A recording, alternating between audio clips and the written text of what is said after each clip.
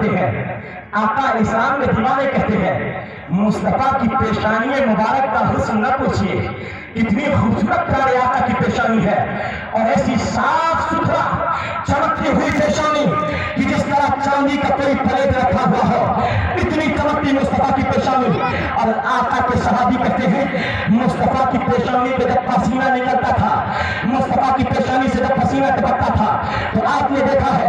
گلاب کی پتی پہ جب کوئی پانی کی بوند ٹپکتی ہے تو پانی کی بوند کا رنگ اور پانی کی بوند کی خوبصورتی الگ ہو جاتی ہے، یعنی پانی کی بوند ایسا لگتا ہے جیسے موتی بن گئی ہو۔ گلاب کی خوبصورتی اور اس گلاب پہ جب پانی پڑتا ہے تو پانی کی بوند چاندی کی طرح چمکتی ہے۔ ہم نے کہا تشبیہ و تمثیل، مصطفیٰ کی پیشانی چاندی کی طرح چمکتی ہے، اور جب آپ کے پیشانی سے پسینہ ٹپکتا ہے تو راوی کہتے ہیں ایسا لگتا ہے موتیاں ٹپک رہے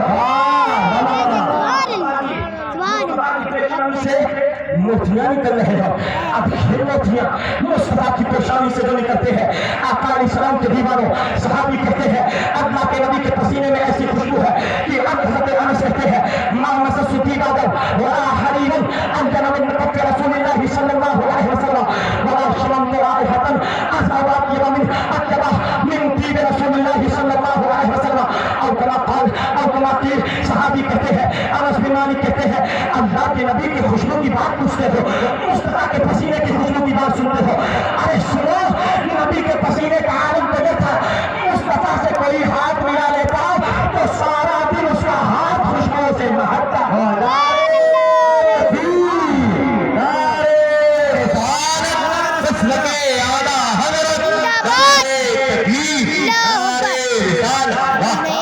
اگر نبی سے کوئی ہاتھ ملا تھا سارا دن اس کا ہاتھ خوشبو سے مہکتا رہتا۔ اگر نبی کسی بچے کے سر پہ ہاتھ پھیر دیتے اس کی مانگ مہکتی رہتی۔ اگر نبی کا پسینہ کسی کو مل جاتا اور پھر ہم اپنے پسینے اس پسینے کو لگا لیتے تو سارا خاندان خوشبودار ہو جاتا۔ اعلیٰ حضرت کبھی تو کہتے ہیں واللہ جو مل جائے میرے باپ پسینہ مانگے نہ کبھی عطر نہ پھر چاہے تو